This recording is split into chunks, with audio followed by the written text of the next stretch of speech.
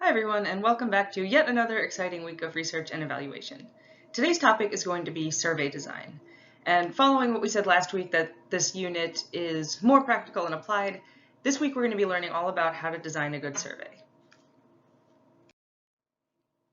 So I'll just start briefly in talking about what is survey research.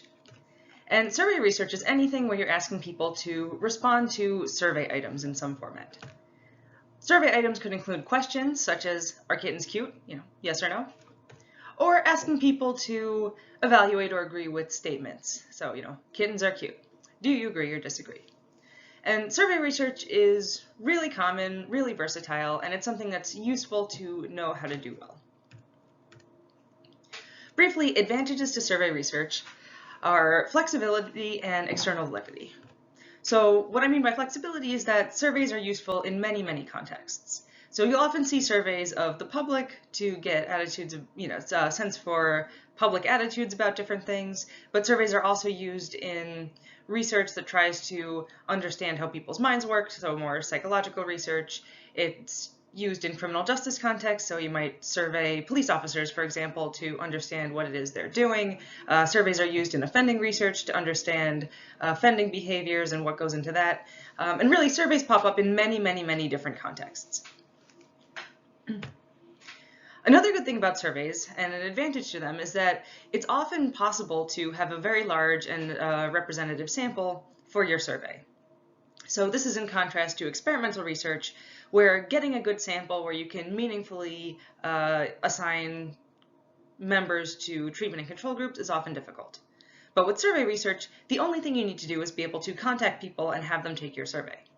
So you can start from a pretty big sampling frame and do a pretty solid representative sample for a survey. So often external validity is good because you know that you're targeting the population that you're interested in if you do that.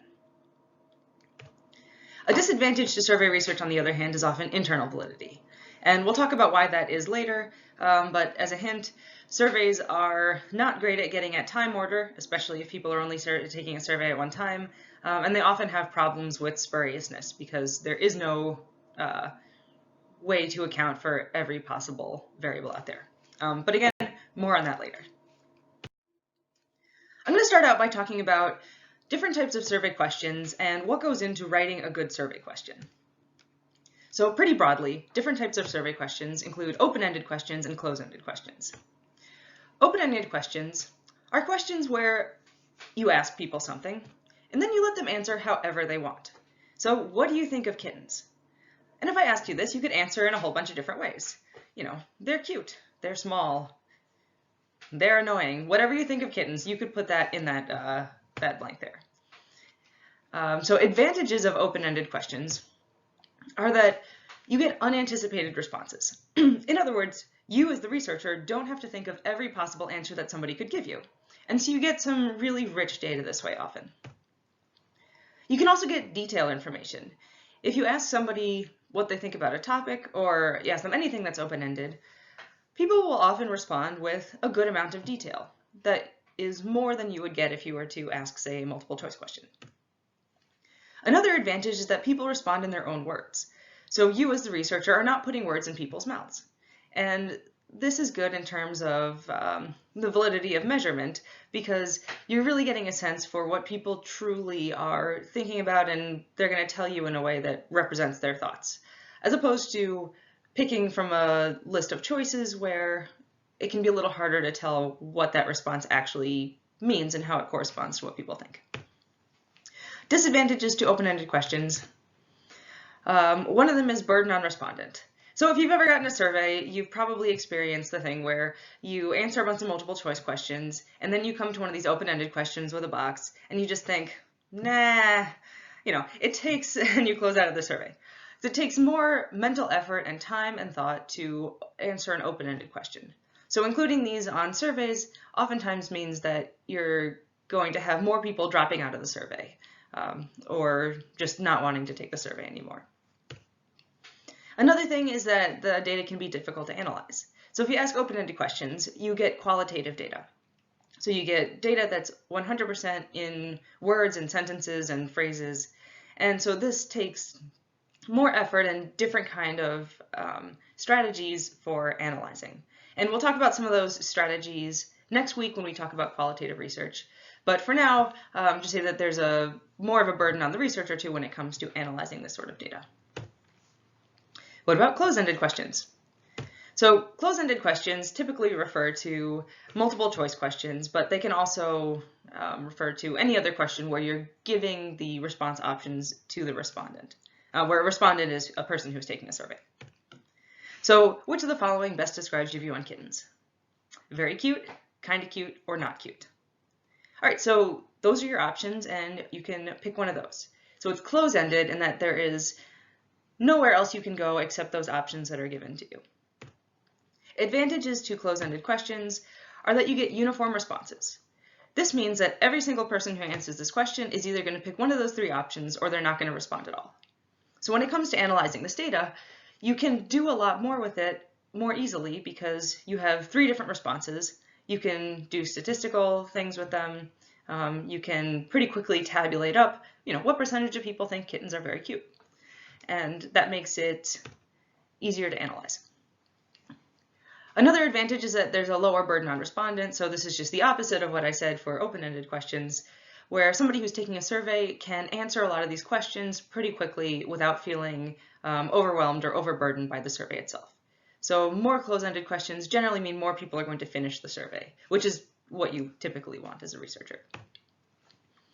Closed-ended questions are also easier to analyze. And this goes into what I said about uniform responses, but there's just a lot more that you can do more quickly and more easily with closed-ended responses. Disadvantages, though, here we also have the flip side of what we had for open-ended questions, which is that you get much less detail. So you might know that the people think that, some number of people think that kittens are very cute, but you don't really know what else people think about kittens or if there are other ways they might have answered this question or anything else, so less detail. And then this is going to be covered by my head, but another disadvantage is that bad questions lead to bad answers. So if the question is written badly, if the response options that are given to people are not good, you end up with answers that are not really true to what people think, and they might be misleading, or they might just be overall useless. So in writing closed-ended questions, it's really, really important that when you write them to begin with, you put a lot of thought into how the question is constructed.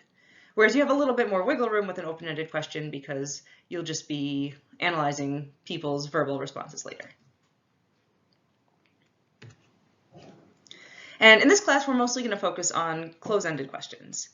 We'll talk a little bit about open-ended questions more, again, when we talk about qualitative data. But for most of today and most of this week, we're going to be focusing on how to create surveys with closed-ended questions. And specifically, I want to start by talking about things that you should not do when writing a survey question. And many of these, as you'll see, would also apply to open-ended questions, but for now, just the focus will be on closed-ended questions. So one thing to never do if you're making a survey is include leading questions. And one of the reasons for this is that people tend to just answer yes to things. And if you ask people things, they're more likely to say that they agree than to not agree with something.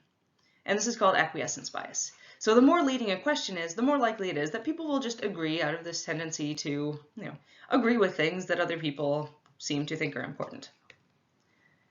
And so I'm going to go through this list and I'm going to show examples for all of these as well.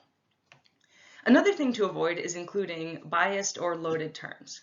So there are just some words and phrases that ping something in people's minds that make them feel emotional or that make them think of other things they have associated with the term. And oftentimes, if you include one of these biased terms by mistake in a survey question, people will be thinking about something that's not exactly what you want them to be thinking about when you give them the question. Another thing to look out for is something called prestige bias. And prestige bias refers to questions that ask people to evaluate something that's said by somebody who has much more authority on the subject than them. So if you ever see those political surveys where they say, President Trump says this, this, and this, do you agree? in that case, the person who's answering the survey is being asked to agree or disagree with the president. And everybody has their own opinions on the president and who you should trust and who you should not trust. But in general, it's a problem when you're asking people to sort of pit their own thoughts and experiences against those of an authority figure. So here we go with some examples for some of these. And all these are related because they're all kind of leading in a way. So just leading questions in general. Most people think that the police are doing a terrific job of protecting our community. You do agree, don't you? So this question is obviously very, very leading. It's clear from the question that the person who is asking you this really, really wants you to agree. And because of this, you'll typically end up with biased responses to this sort of question, where people will tend to agree to, whatever it is that's being asked. And while that was a pretty egregious example, you also see examples of leading questions that are less obvious. And so one would be just asking people, do you favor the death penalty? And on its face, this looks like a pretty standard question, but the issue here is that you're asking people to agree with a position that you've already put forth. And a way to solve this problem would be to, instead of ask somebody, do you favor the death penalty, just ask, do you favor or oppose the death penalty? And by adding that or oppose in there, you're making it so that the question is no longer coming from only one side of the issue, and you're more likely to get people's true beliefs or responses about that issue. Biased or loaded terms. Do you think pedophiles, rapists, and other sex offenders should be punished more harshly? When I ask this question in a live class, most people kind of sit up when you say pedophiles and look disturbed, and it's one of those terms that just makes people something happens in our minds and we just think, oh, that's a horrible, horrible thing and they should all be treated horribly and we're just going to answer yes to this question because we saw the word pedophiles. And the issue with this is that by including it in there, you are focusing everybody's attention on that one thing. Whereas somebody who thinks all pedophiles should be punished more harshly might not think that, say, teens who are sexting each other and get some sort of rap for a sex offense should be punished more harshly as well. So always be careful of including loaded terms or biased terms in a survey question.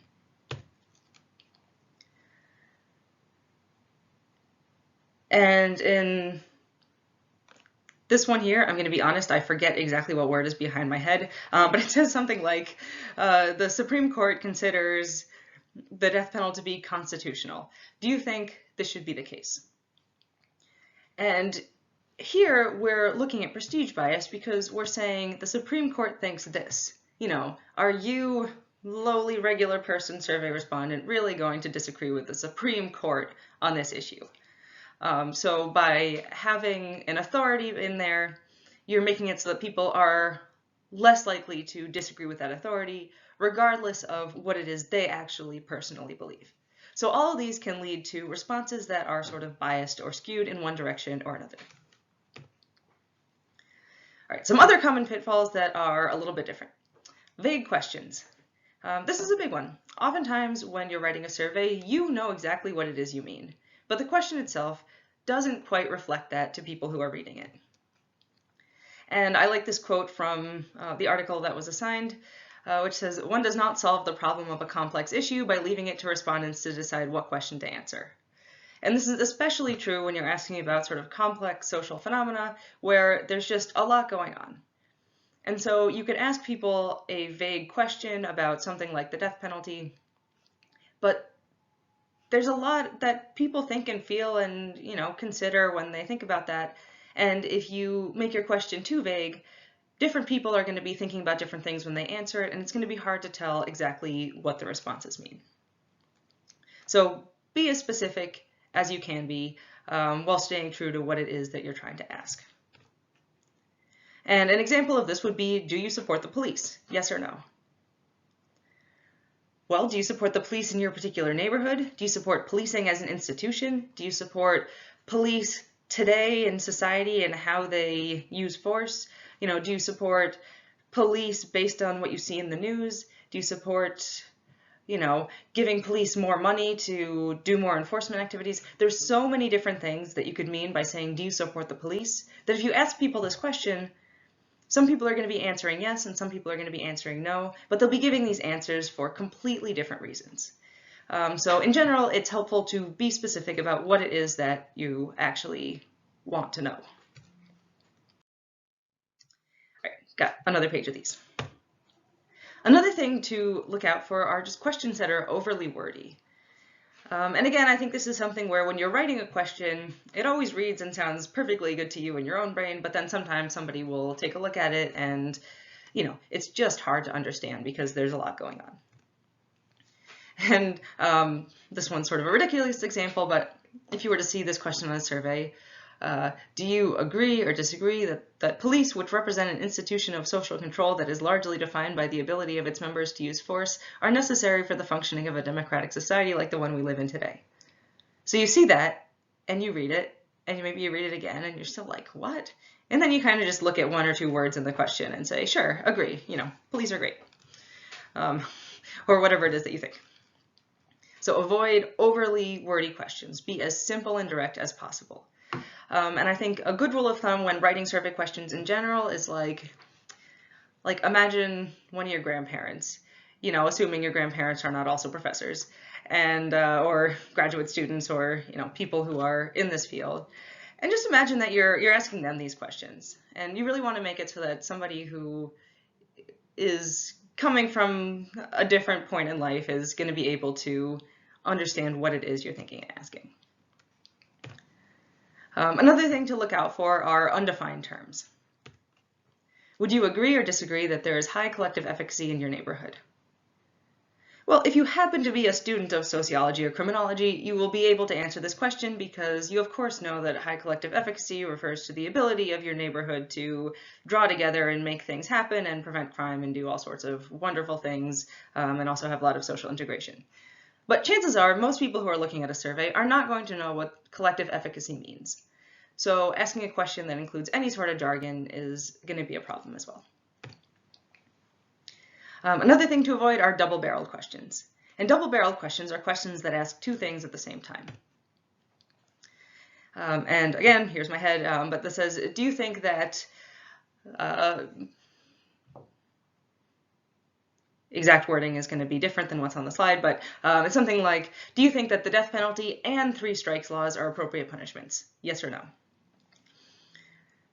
This is a problem because somebody might support the death penalty but oppose 3 strikes laws, or vice versa. So when you have two different things going on in a question, and especially things that people could have different answers to, you end up with responses that are kind of off because people just don't know how to respond, or they skip the question altogether. And then finally, one thing to look out for are negatives and double negatives. And in general, it's just a bad idea to include words like no and not in the question stem of a question unless you really, really emphasize them. And the main reason for this is that people just skip over negative words when they see them. And so if you include the word no or not in a question, people might just miss it altogether and then answer as though the question were positive rather than negative. Double negatives in particular are a problem because they're confusing as well. So think about this question here. Do you disagree with supporters of marijuana legalization that marijuana is not dangerous? And you really have to stop and think about what that's even asking. So do you disagree with them that it's not dangerous? So that means it is dangerous, but it takes a while to get there. And so either one, negatives or double negatives, is something to avoid. And as we'll talk about, there are some reasons to include questions that are phrased in a negative way sometimes, but if you do that, you want to really emphasize that. So like capitalize that word not if you have to. And this is another example of a problematic double negative that comes from actual research on this, not just examples that I made up. And it shows just what a powerful effect having a confusing double negative can be. So these are surveys that ask people whether they believe that the Holocaust happened. And one of the survey questions was this: the Holocaust is a term used to describe the extermination of Jews in World War II. Some people have said that it is possible that it never actually happened. Does it seem possible, or does it seem impossible to you that the Nazi extermination of Jews never happened? And if you look at this, on these two surveys here, 35% of people say it seems possible it never happened. 46% of people say it seems possible it never happened. And you look at this and you might be like, whoa, we have, somewhere between a third and half of people believe that the Holocaust never happened. That's huge. But if you reword the question, you get a completely different answer. And here, the question is reworded to get rid of that double negative. Where it says, the Holocaust is the term used to describe the extermination of Jews in World War II. Some people have said that it is possible that it never actually happened. In your own mind, are you certain that the Nazi extermination of the Jews happened, or does it seem possible to you that it never happened? So here the question is reworded to get rid of that confusing double negative, and the response is completely different. And here we have 3.7% of people in this survey saying that it seems possible it never happened. So 3.7 compared to 35 or 46, huge, huge difference. And I also like this example because I think a lot of people look at these survey wording pitfalls and issues and maybe think, like, who really cares? People are just going to respond to a survey. It doesn't really matter how the question is worded. But what this shows, and there are many other examples like it, is that responses can change really wildly depending on how survey questions are actually worded. All right, so that was all talking about the question stem, or the first part of the question before you get to the response options. And response options are just the different possibilities that people can answer when you're asking some sort of multiple choice or other close-ended question. And there are a couple of best practices to keep in mind here as well. One is that, thinking back to what we know about variables, they must be exhaustive and mutually exclusive. So your response options should include all possible responses to a question, and they shouldn't overlap. And we already talked about those last semester. I'm not going to really dig back into them this semester, but that's something to keep in mind. So if you ask a survey question, make sure that your response options include all the different things that could be answered to the question, and that if somebody's looking at your survey, they wouldn't be able to choose two or more of the responses at the same time. A common type of multiple choice response options are ordinal scales, many of which are Likert questions. And a Likert question is, how much do you agree or disagree, with response options ranging from strongly agree to strongly disagree. But there are many other ordinal scales possible. So you could say, how much do you support or oppose this policy?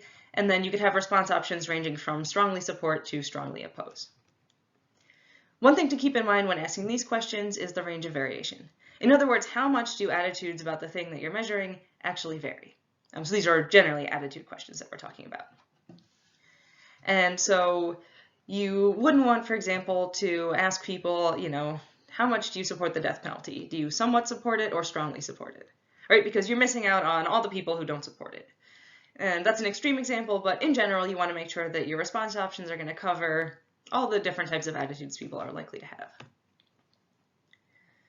Typically, if you're doing some sort of ordinal scale where you're asking about an attitude, you want 4 to 5 response options.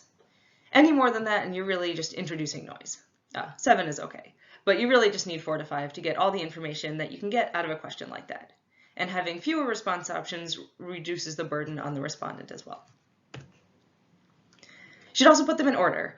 Typically, you want them in order from the most to least or the best to worst. So whatever's the more positive side of your scale, put that first, and then move towards the more negative side of your scale after that. And I will have examples for these as well. And the reason for this is that people just expect things to be in that order, so if they're flipped around, you get a lot of mistakes in responding, and so people will be selecting the best option when really they want to be selecting the worst, or vice versa. So here are some examples. Your response options must be exhaustive. The police are A, fair, B, helpful. Okay, well, what about all the people who think that the police are not fair or not helpful or any other number of things? If you only had those 2 as possible response options, they would not be exhaustive, and so that would be a bad survey question. Also thinking about range of variation here, The police are fair. Do you agree strongly? Do you agree somewhat? Do you agree slightly? Or do you disagree? If you get this, you're going to get weird responses because your scale is so skewed towards one end of that spectrum. And for example, you don't have people who strongly disagree, or any other combinations that aren't what are shown on there. So that's a scale that's sort of shifted too far towards one side. This would be an example of an attitude question that doesn't have enough categories. So 4 to 5 will generally give you a good amount of variation in responses to really capture differences in attitudes. You can get by with 3 response options, and you will see this, but it's not really considered optimal. And then this would be an example of the order of the items. Say the police are fair. Do you disagree strongly, disagree slightly, or so on? And because these are written from worst to best, so disagree to agree, it confuses people. And so people who agree strongly might just choose that first option because they expect agree to be the first option there. And having this also slows people down and increases that mental burden. And so if you have response options in the wrong direction, that can also make people fall off from taking the survey as well. Do you need don't know questions? Research generally, don't know options. So the police are fair. Do you agree, disagree, or don't know? Typically, research suggests that if you're asking attitude questions, you don't need to include a don't know option. And what a don't know option does is allow people to just not think about the question. They just say don't know and they can move on. So you tend to get less good data if you include don't know questions. If somebody truly doesn't know, they can typically just not answer the question. But when you're talking about an attitude, most people have attitudes about different things. The only time where you really would want a don't know question is if there's some amount of knowledge necessary. So if you were asking, for example, about attitudes about some sort of specific policy, some people just might not be familiar with the policy, and then they really wouldn't have an attitude about it. And in that case, you would want to include a don't know question. Or better yet, start by figuring out what people know enough about the policy to answer the question, and then only ask them their attitudes. So that would be the example of screening for knowledge. In designing surveys and designing survey items, oftentimes you'll want to be thinking about how to make scales or indices. And a scale and an index are the same thing in survey research. So you could call either, if you see scale, if you see index, it'll refer to the same thing. And indices is just the plural of index there. And what a scale or an index is a set of multiple items that assess the same concept. So for example, do you agree or disagree that the police are considerate, the police are respectful, the police care about people, and the police are helpful? And so you get responses to each of these different questions. Then you'd be able to combine responses to those questions, and you'd get a sense for overall how people think the police treat citizens. And this may also look somewhat familiar if you think back to the day we talked about measurement, with the idea that good quality in measures and something that makes measures more reliable is to have, and to cover more ground, so for that content validity as well, is to include more different components of that concept, or ask about it in different ways. So how many items should you have in an index? Well, it varies, so there are some trade-offs. Having lots and lots of items is good because you're going to have a high reliability. You'll be able to pick and choose which items if you have to, if some of them turn out to not fit well with the other ones, so if they had a poor inter-item reliability. You're more likely to have good content validity there because you can cover lots of different aspects of a topic. So the longer a measure is, the better it tends to be in terms of those desirable properties of measures. On the other hand, the longer it is, the longer it takes for people to answer it. And if you have a survey where you're asking about a whole lot of topics, you really can't be having everybody spend a really, really long time on every single concept that you're measuring, because people just don't want to take that long in a survey. And a lot of the times you're paying people to take a survey of a specific length, and you have to fit everything into a specific length for that survey.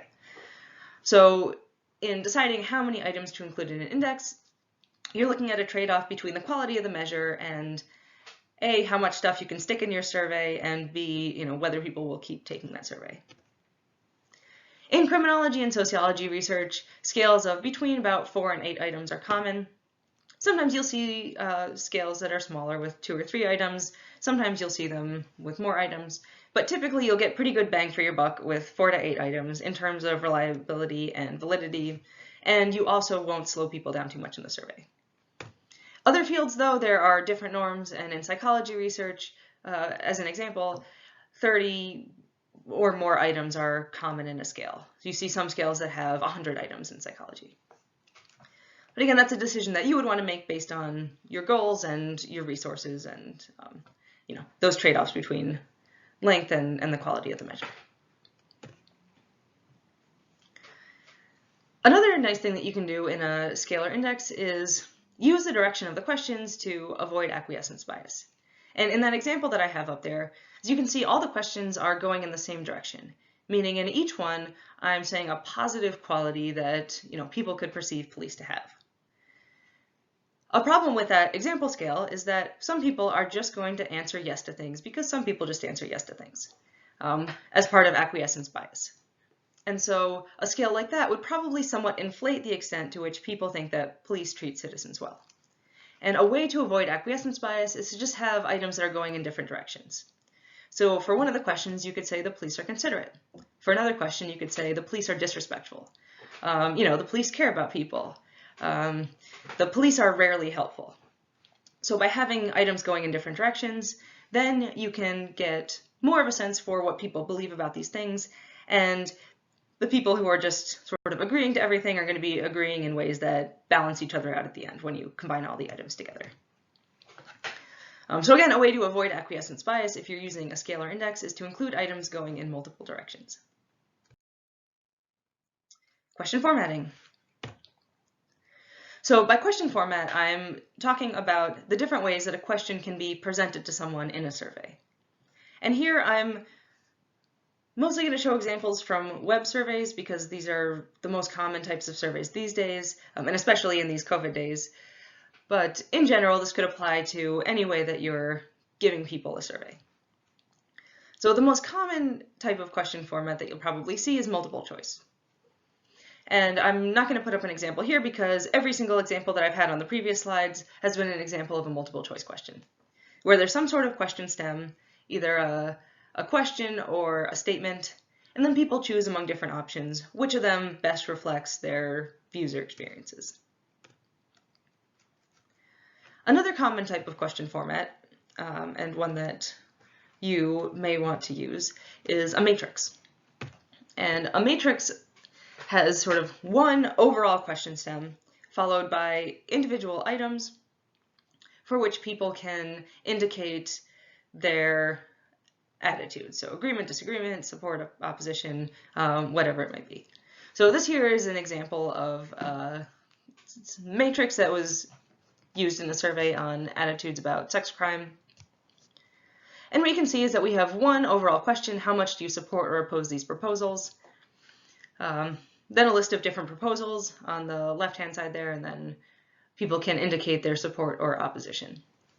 And matrices are really good because they save space, they're quicker to do, and if you have a lot of items that go together and you want to make a scale with them, responses are typically more consistent to each other when people are looking at it in this format. So it helps with the reliability of the measure as well. There are other options as well, and if you ever go into Qualtrics or any other survey making platform, you'll see there's even way more than this now. You can do so many different things online. But one is something like a visual analog scale, so that would be like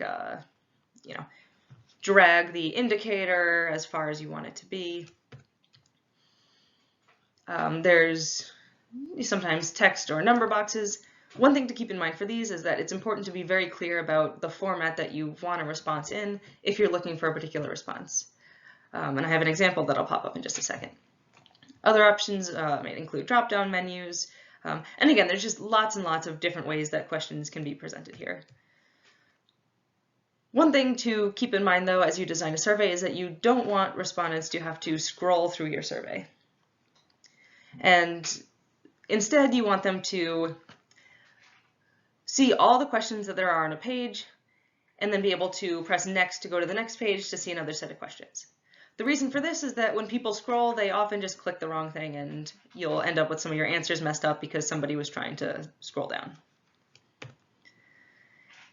And an example of why you should be clear about your text or number boxes, and I really should have planned out where my head was going to be before I started doing this lecture.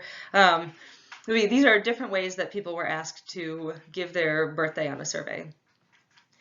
And on the right-hand side, which you can see on the PowerPoint PDF later, you have the % formatted correctly. And in the first one, only 55% of people answered their own birthday correctly, simply because they put it in a different format. And in that last example there, where it gives MM and then YYY for month, and then your 4-digit year, it's about 91% are formatted correctly, I think. So just think about how people are seeing the survey and then the different ways they might respond.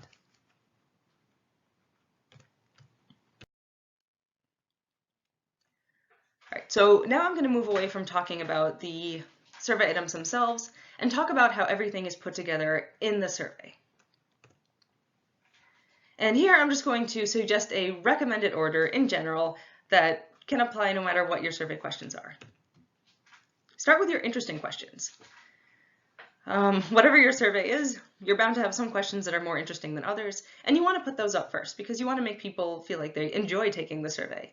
And starting with your most interesting questions is often a good way to do that. Then you'll have some bulk of just regular questions, whatever it is you're looking to find out here. After you've asked your interesting questions and your regular questions, then you can turn to questions that might be more threatening. What I mean by threatening questions are questions that people might feel less comfortable answering. And basically, you want to build up some sense of trust before you immediately dive into asking people about the naughtiest details of their lives. So by having those later on in the survey, people will feel like they have a sense for what the survey is. You know, they're not going to feel like they're just being immediately blasted with this request for sensitive information. And then after that, you would include your background questions. So background questions would be like demographic questions. Also, a good rule of thumb to start with general questions and then move into specific questions. And the reason for this is that if you switch around that order, it will affect the results. And they've done some research on this as well. And for example, they ask people these questions. How happy are you generally? And then how happy are you in your marriage? If you ask the more general question first, people will think about their lives overall, and they'll answer how happy they are. And then they'll read the question about how happy they are in their marriage, and they'll think about their marriage, and they'll answer how happy they are in their marriage. If you flip them around, people will read the first question, say, how happy are you in your marriage? Well, you know, we had a big fight the other day, and things aren't going so well, like, kind of sucks right now. And then they'll see how happy are you generally, and the only thing they'll be thinking about is their marriage and how happy they are in their marriage. So that specific question will change people's answers to the general question later on. Because they're thinking, well, my marriage sucks, so everything sucks. And suddenly they're much less happy than they would have been if they had just answered the question about their general happiness first. So good idea to start with general questions before asking specific questions. Another thing to think about in terms of survey order is to ask about attitudes before you ask about behaviors.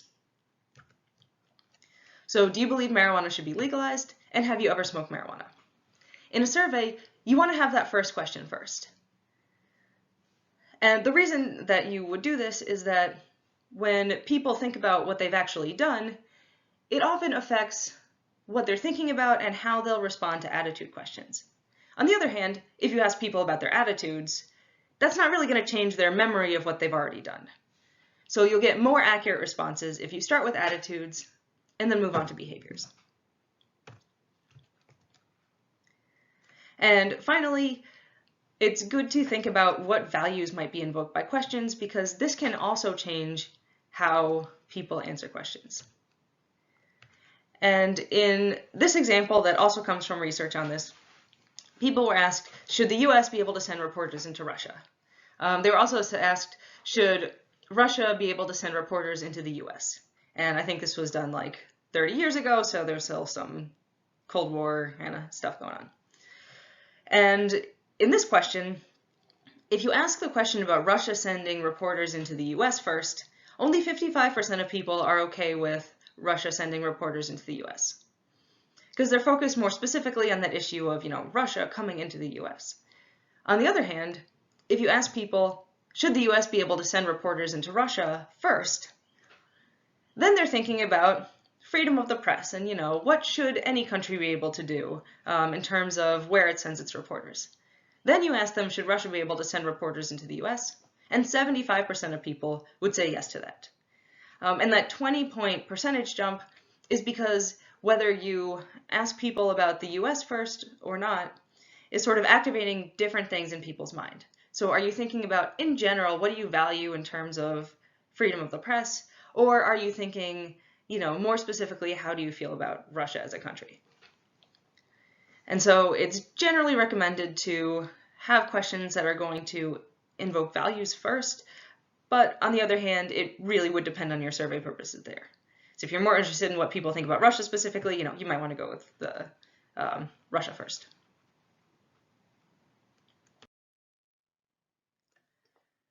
All right, so I talked a lot about how to actually write questions and organize your survey. Now I'm going to talk a little bit more about some considerations about internal validity that you might have in surveys. And again, thinking back to last week, internal validity is all about whether you can establish causality with your research. And as I said at the beginning of this lecture, internal validity is often a weakness of survey research. And the reason is that you have to use a whole bunch of survey items that you give to people to establish these three things. Correlation's a pretty easy one. If you ask people a bunch of survey items, you can see statistically which responses are correlated to which other responses.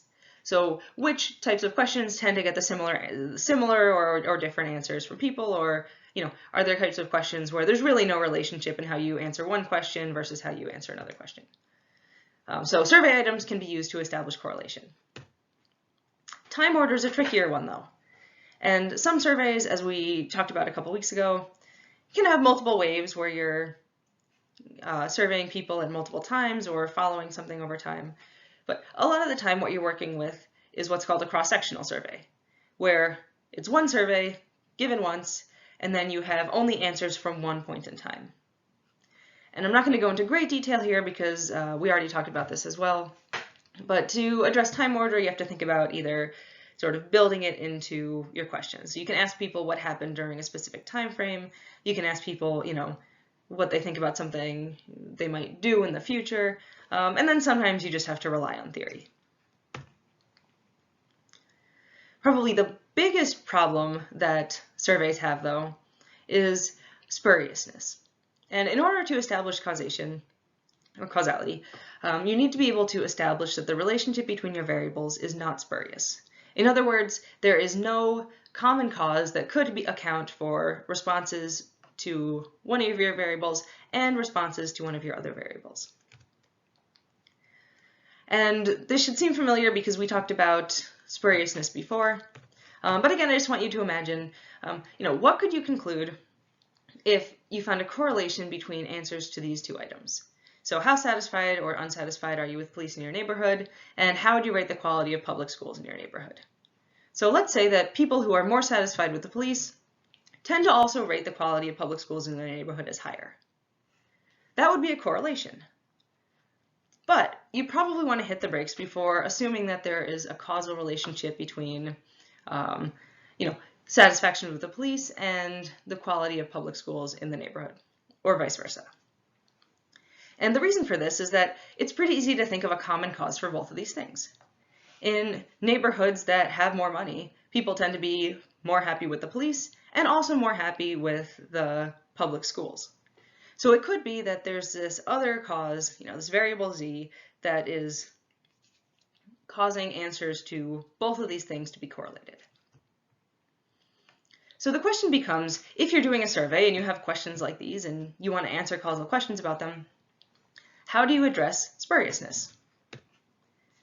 And here's the definition for spuriousness again. These two variables appear to be related because they share a common cause. And the question becomes, how do you address that? And the common cause we can also refer to as a confound. Definitely thought that I had stuff on the other slide that was on the slide. So here's spuriousness, they appear to share a common cause, and then the common cause can be referred to as a confound or a confounding variable. So in the example above, we would say that the affluence of a neighborhood would be the confounding variable.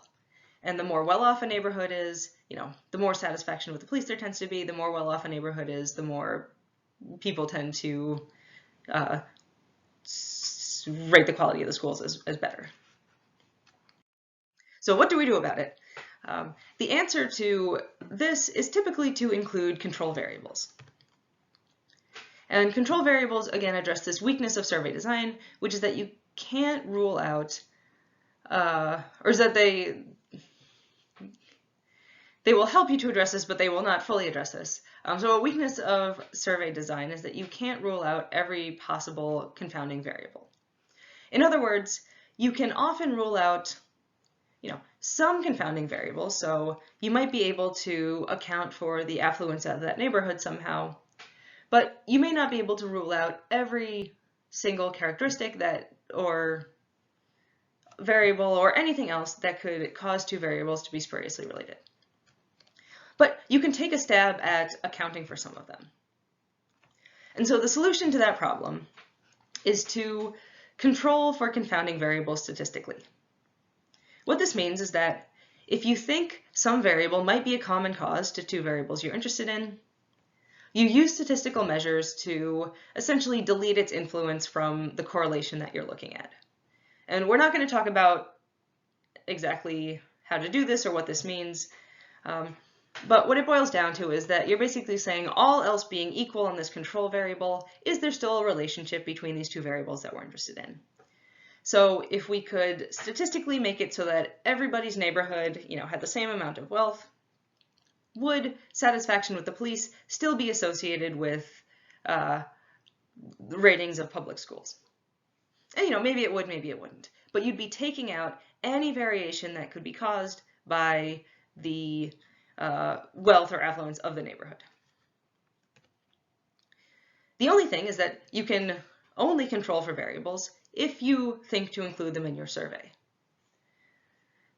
And so one of the key things that you have to do as a researcher when designing a survey is think about potential confounding variables, because you have to include them in your survey in order to be able to account for them down the line when trying to establish a causal relationship between two variables.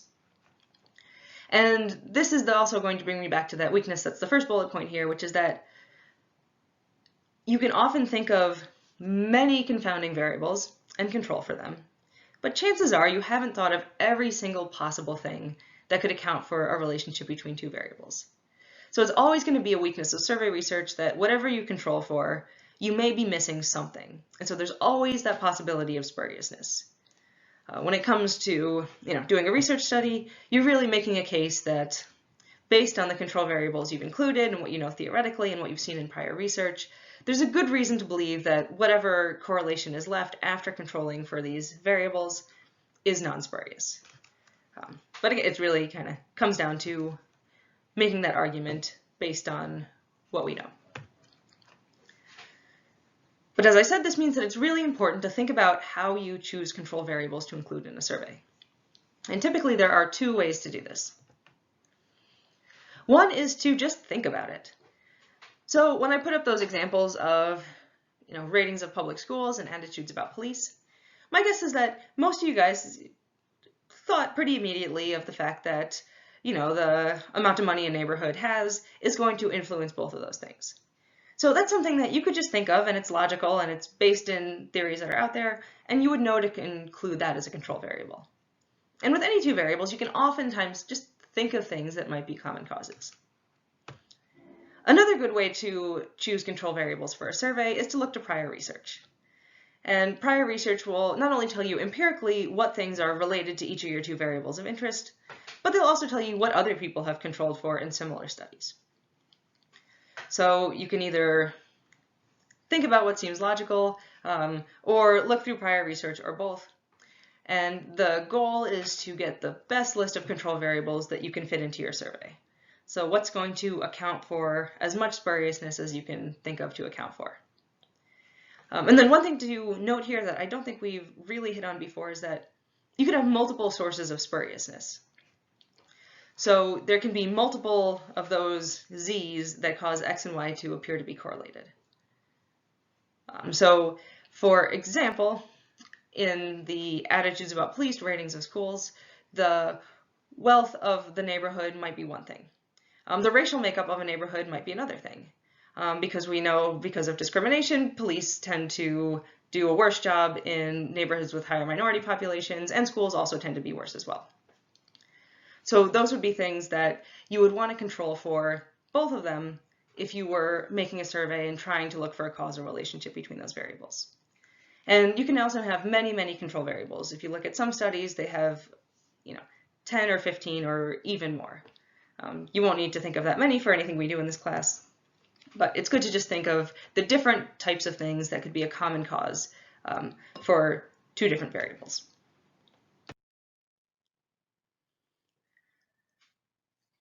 So most survey research is going to have the format that I just talked about, where you're looking at variables, your cause and your effect, and then a set of control variables to account for any potential spuriousness. Another way to establish causality in surveys is to use something called a survey experiment. And I'm not going to spend too much time talking about them in this class, and they're not part of the survey design project or anything, but they are cool and they are really useful. And a survey experiment is just some sort of experimental design that's built into the survey itself. And typically, you have some kind of survey item with one version, some kind of survey item with another version, and you randomly assign respondents in the survey to get either version. And this is something that's really, really easy to do in the era of internet surveys where you can just have people randomly see one version or a different version of a survey. And then after people get this experimental treatment where they either see one version of the question or another version of the question, then you would ask follow-up questions, and those would be the outcome measures for your experiment. So a quick example of this, if you're interested in how the gender of a police officer affects how people view some sort of policing incident, you could include a survey experiment like this, where half the respondents in your survey read about a male police officer and half the respondents in your survey read about a female police officer. And so that's what I'm denoting there with those brackets, is that that's the experimental treatment. So one group gets one thing, one group gets the other thing. And so again, what this would look like would be half your survey would read this sentence, a male police officer arrested a man for murder, and the other half of the sample would read this sentence, a female police officer arrested a man for murder. And survey experiments are cool because you get the best of both worlds. You get that external validity that you can get from a really great representative sample that you can give a survey to. And then you also get better internal validity because now you have all those components of causality that you need, that you have in an experiment. Survey experiments can also have something called a factorial design, which is when you have multiple manipulations or experimental treatments at once. And this is something that you can have in a regular experiment too. We didn't really talk about it, but the idea is that you're having multiple kinds of experimental treatments or manipulations in the same experiment. And you typically write it as this, where you say the number of treatment or control groups in one manipulation, and then the number of groups in the other manipulation with an X. So for our example, you might manipulate these two things. You have the gender of the officer and then also the rank of the officer. So male or female, detective or patrol officer arrested a man for murder. And what this means is that in your survey, one group reads this sentence, a female patrol officer arrested a man for murder. One group reads this sentence, a female detective arrested a man for murder. One group reads this sentence, and one group reads this sentence.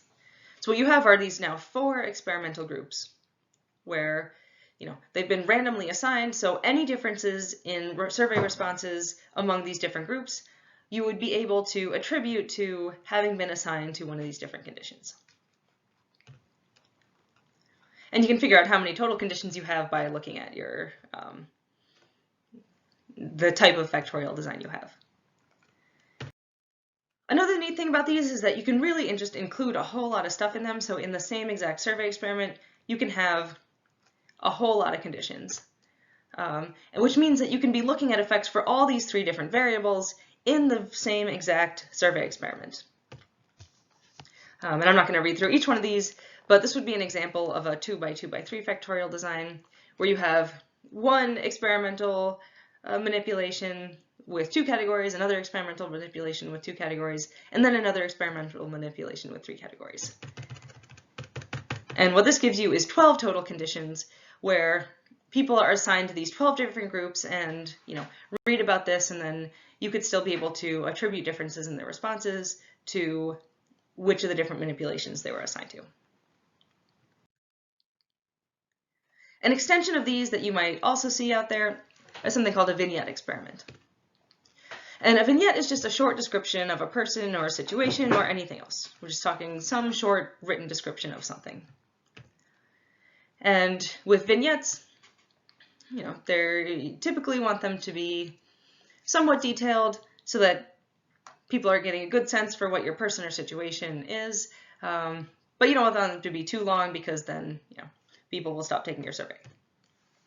But an example of a factorial vignette that could be used as part of a survey experiment would be this. And this came from an actual survey that I did a couple years ago now, where people read about an actor or actress who works for a producer on a big Hollywood movie. And the actor offers the producer, or the producer asks for either oral sex or $1,000. So those are the 2 things that are manipulated. Whether it's being asked for or offered, and then what the thing is that's being asked for or offered, in exchange for an opportunity to have a bigger role in the producer's next movie. And in exchange for the favor, the producer gives the actor or actress a bigger role. And then we asked about, how you would want to punish this person. And factorial designs are neat because you can look at both main effects and interaction effects. Main effects are just the effects of that each particular experimental manipulation. And what you can do is just compare groups that got each particular manipulation in there without thinking about the other manipulations. So here, this would be looking at the difference between preferred sentences for a Hollywood producer who receives oral sex or who receives $1,000, from the actor or actress in exchange for a role in a movie. And this shows you that based on that vignette you saw, all other things being equal, people wanted a producer who received sex to have a higher punishment than a producer who received money. So that's your main effect. And so that's one of the things you can find with a factorial design. But you can also find something called an interaction effect, which is the same idea of moderation, or when things have different effects under different conditions. So your main effect here is different punishments. And the main effect is that people want a harsher punishment for the producer who receives a sexual favor than a non-sexual favor. Turning to the interaction effects, though, we can now see whether the same things hold true when the producer asks versus when the actor or actress offers. So in other words, does it matter whether the producer asks for the favor or whether the actor or actress offers the favor? And what this graph shows is that it does matter. And this holds up statistically as well, where if the producer asks, people want a much higher punishment for oral sex than for money. But if the actor or actress offers, it's slightly higher for sex, but statistically it comes out to being about the same.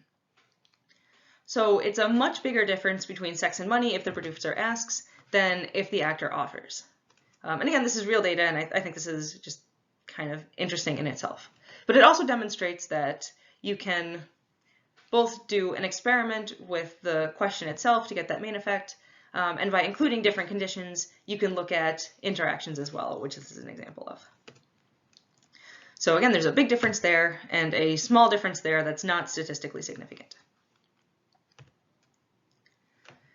And this just sums up what I just said, which is that people want harsher punishments for a producer who asks for oral sex versus money, whereas they will punish a producer about the same if the actor offers oral sex versus money.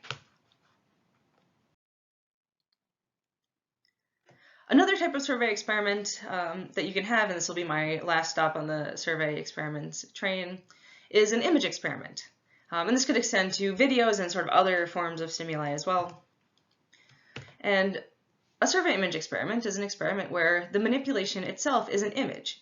So some of the people in your survey see one image, some of the people in your survey see a different image. And both of these examples that I have here were drawn from studies on Hurricane Katrina victims. And they were looking at whether the race of the victim in Hurricane Katrina mattered in terms of how people responded to them. And survey image experiments are really useful for projects like this because, as it happens, people don't really like to give honest answers when you ask them questions about race, and especially white people who feel uncomfortable when they're asked about race and often try to make their answers sound as socially desirable as possible. Having images can often skirt around that because in an image, you're not highlighting race in the same way as if you describe somebody as being, say, black or white. If you just say, this is a person who's a victim of Katrina, people are going to evaluate that person and just consider it a picture of a person. And so what they do in order to see how people react to people of different races, and you could do this for other variables as well, but it really is especially useful here, is manipulate pictures in different ways so that one group's getting one thing, one group's getting another thing, and you're going to have a more true response from that because people aren't trying to censor themselves as much if race isn't highlighted verbally. And so in one of these, they manipulated the skin color of the person, kind of Photoshoppy looking, but that's what they did. And then in the other one, they took really, really similar pictures of people in buildings after Hurricane Katrina, and some of them you could see the race of the person. Sometimes it was a black person, sometimes it was a white person, and sometimes they blacked the person out as a control group. So they could see, how people responded to these situations. And it also, using survey image experiments can also evoke stronger responses as well. So with some kind of stimuli, just reading about, somebody in a broken down house that was damaged by a flood is going to evoke less of a strong response as actually seeing the picture of it. And somewhat unsurprisingly, based on this study, people were sort of more generous towards the white victims than the black victims. But that's something that's often gets masked if you just ask about it using words, because people will say, no, of course I want everything to be free and equal, when really there's more implicit biases going on and other things that might make that not the case. A trade-off to using survey image experiments is that sometimes there is confounding information in pictures. So in order to have two pictures really be a good experimental manipulation, they have to be exactly the same on every single thing except the thing that you want to differ across the two groups. But if you had, a picture where, you had one person standing in a room and another person standing in a room, but the rooms look really different, then you might have an issue because it's like, what really caused this? Was it the state of the room or was it characteristics of the person or so on? But in this particular study, I think they did a really good job of using these survey image experiments well. The Fong and Lutmer one. All right, so as I said, that was the last stop on my tour through survey experiments. And one of the last things I'm going to talk about here is how to time our survey. There are a couple of reasons to want to know how long your survey is going to take. A really big one is that if you're actually conducting survey research, you're typically paying for responses and you're paying for a certain length of survey. Even if you're not paying for responses, you don't want your survey to be really, really, really long because then people just won't finish taking it. And while there are advantages to longer surveys, such as the fact that you can include longer measures and more control variables, so reliable measures and lots of control variables, the disadvantage to having a really long survey is, again, that it's costly. People often stop responding, so you end up with a lower response rate to the survey and a lower completion rate as well. So first of all, people are going to be less likely to take it to begin with, which is response rate, and less likely to complete it, which is that completion rate. So how do you figure out how long your survey is going to be? You're writing out your questions in a Word document or something. How do you know how long it's going to take people to actually take the survey? The best way, and the way that I recommend, is to just grab somebody you know and ask them to take the survey. Hopefully it's not going to take them more than 5 or 10 minutes, and hopefully they like you and they're willing to do it. So when I've done surveys, I often had a friend or somebody just take the survey and tell me how long it took them to finish it.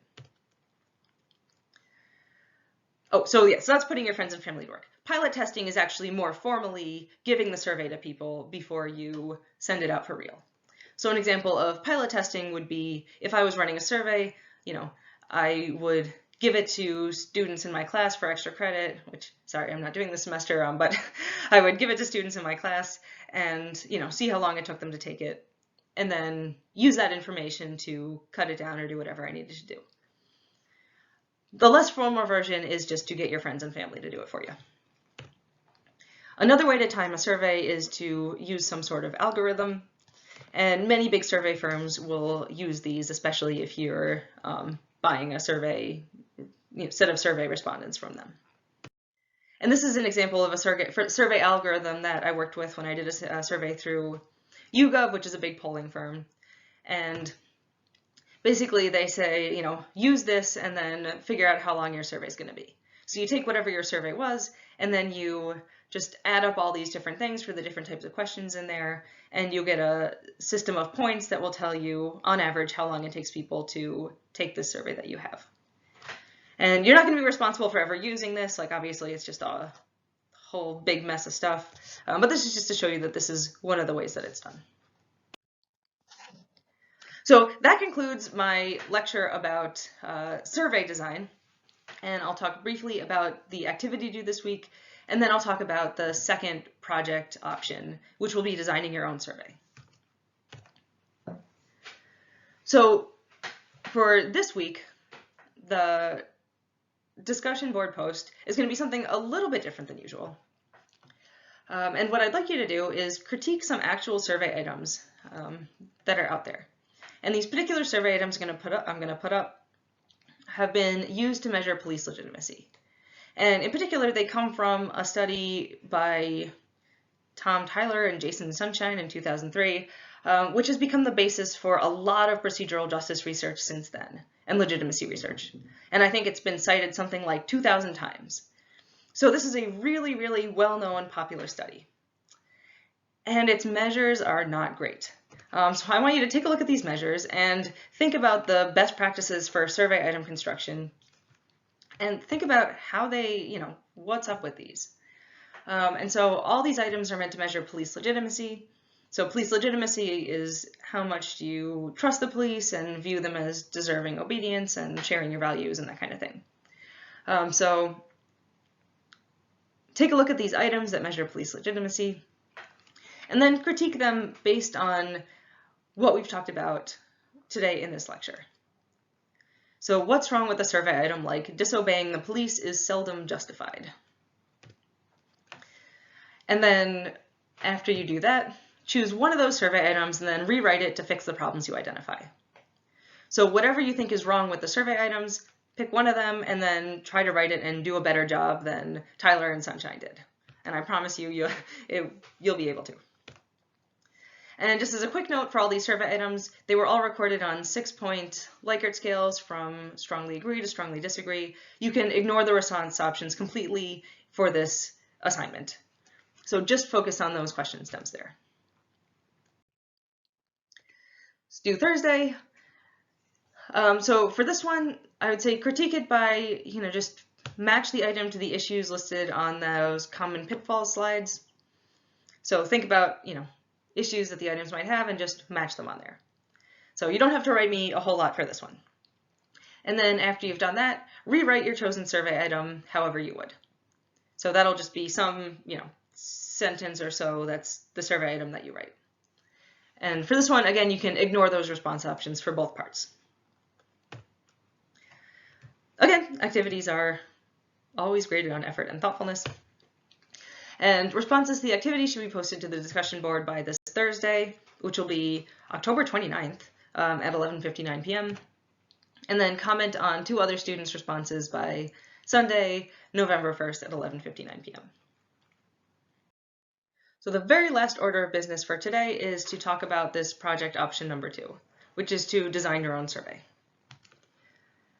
And it will be due on November 22nd, which is a Sunday, if you choose to complete it. As a reminder, you have to complete 2 of the 3 different project options. If you complete all 3, I will take your 2 best scores.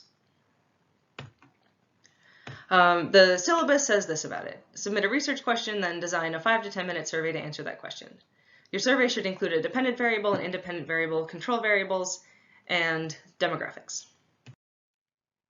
So here are the specifics. And you can also find these on an assignment sheet that will be posted to Blackboard along with this lecture. We need to come up with a causal hypothesis about an independent variable and a dependent variable in some population. So in other words, think of some variable that might cause some other variable in some population. So that's pretty broad. Really anything that's a cause and an effect should fit the bill pretty well here. Just make sure that it's some population that can be surveyed. So it has to be humans. Then following best practices for survey design, develop a 5-minute survey with close-ended items that could answer your research question. You'll notice that this says a 5-minute survey and not a 5 to 10-minute survey. And I decided for all of our sanity, just make it short, make it 5 minutes. So with that particular guideline, it can be a little shorter, can be a little bit longer. Just don't give me something that's like 2 questions long or 100 questions long. And the survey should include the following things. Survey items measuring some dependent variable. Again, your dependent variable is the effect in cause and effect. So something that you think is caused by another variable. Should also have survey items that measure an independent variable. So this is your cause. And you think that your independent variable, whatever it is, causes your dependent variable. Should also think of multiple control variables. So this is where you have to really think about what different things could possibly be common causes for both your dependent and independent variable. And whichever variables you pick, you can either do it through theory and logic, so just think about it, think about what you know about the world, or look to other research and see what sorts of variables they've included as control variables in studies on these topics. Then also include items measuring demographics. And this is just a pretty common component of any survey. So at least 3 of the different variables that you include in there should be measured using an index or a scale. So this means that you should be writing about 4 to 8 items, since we're in crim soch here, about 4 to 8 items that would measure those variables of interest. And it could be your dependent variable, it could be your independent variable, it could be both, it could be several of your control variables. It's going to depend on what your topic is. But just make sure that you have 3 different variables that are measured using indices. And then along with this, so that I can evaluate the survey, tell me what your hypothesis is, tell me what population you're looking at, so who would actually be taking this survey. Is it the American public? Is it police officers? Is it offenders? Whoever your population of interest is, just write it down. And then list out your control variables and briefly justify them. And when I say briefly, I mean very, very briefly. So whichever control variables you decide to include, I don't want to have to be puzzling out why it is you included them, so just include some sort of explanation for why you think this variable is a common cause. And the explanation could be as simple enough as, it was included as a control variable in some study, and you could cite the study. It could be as simple as schools and police are better in rich neighborhoods. And then also tell me which items correspond to your independent, dependent, and control variables. So if you have a 4-item scale, for instance, make sure you tell me which of those 4 items match onto which variable. So all of this will just allow me to make sure that I know what it is you're trying to do in your survey.